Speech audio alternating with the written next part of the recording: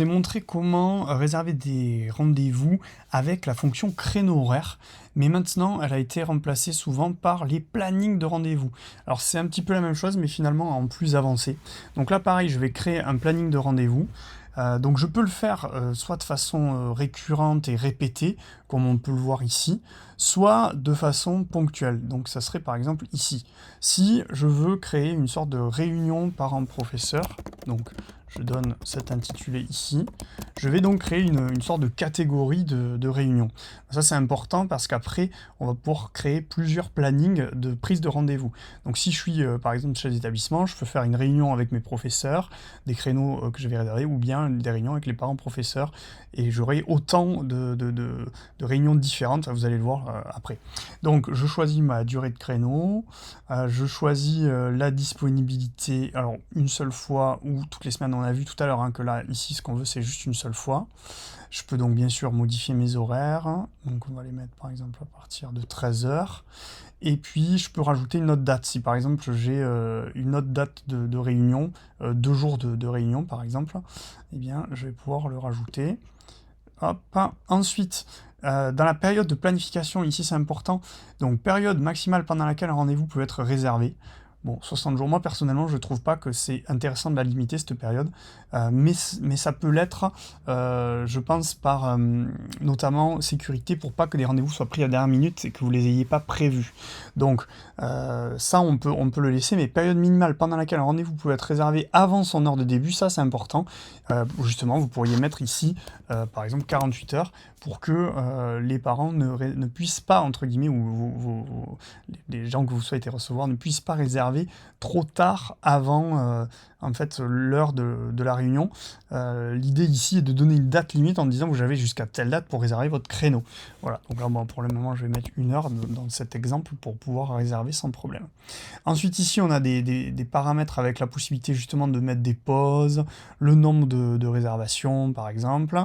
Bon, pour cet exemple ça n'est pas intéressant, mais on peut également choisir des agendas pour justement pas cumuler des rendez-vous qui seraient qui viendraient se mélanger avec les autres. Et puis enfin bon, une couleur. Donc une fois qu'on a rempli tout ça, on va aller dans suivant. Et là, on va éventuellement pouvoir personnaliser notre page. Bon, là, c'est un petit gadget. En revanche, lieu et conférence, ça peut être intéressant. Donc, si vous avez, par exemple, paramétré des salles comme moi dans mon établissement, normalement, si je tape auditorium, par exemple, ça devrait sortir. Non, ça sort pas. Bon, c'est dommage. Donc, ok, je pensais que ça sortait, mais c'était pas le cas. Ensuite, ici, ça c'est important aussi. Par défaut, il va demander le prénom, le nom et l'adresse mail de la personne qui réserve. On peut éventuellement rajouter téléphone et un élément personnalisé. Donc là, on va mettre, je sais pas moi, par exemple, la classe de l'enfant ou quelque chose comme ça. Ça peut être éventuellement quelque chose à faire, mais c'est pas obligé. On peut exiger la validation par email. Bon, ça, il faut faire attention avec la gestion des données, donc moi je le déconseille. Et enfin, confirmation et rappel de réservation. Ça peut être intéressant pour que les parents, les professeurs, les gens qui réservent les créneaux puissent être rappelés d'avoir cette réunion. Voilà, donc une fois que... voilà, j'indiquerai plus tard. Une fois qu'on a rempli tout ça, on va mettre enregistrer. Et là, immédiatement, on nous propose donc d'aller à la page de réservation. Si vous n'avez pas cette page, vous pouvez juste cliquer ici et ça vous réouvre cette page. Vous pouvez la modifier, vous voyez, modifier votre planning. Et une fois qu'il est modifié, pour à nouveau avoir la page, je clique ici. Et donc, si je mets afficher toutes vos pages de réservation, comme son nom l'indique, ça va afficher tous les créneaux. Ici, il pourrait y avoir réunion parent-prof, réunion prof. Là, en l'occurrence, j'en ai qu'un, donc il n'y a que celui-là qui s'affiche. Mais c'est pas exactement ça que je veux vous montrer, c'est juste ouvrir la page de réservation ici. Et donc là, du coup, je vais voir tous les créneaux qui sont disponibles. Donc si je clique par exemple ici, j'ai bien un nom, prénom, adresse comme on a vu tout à l'heure.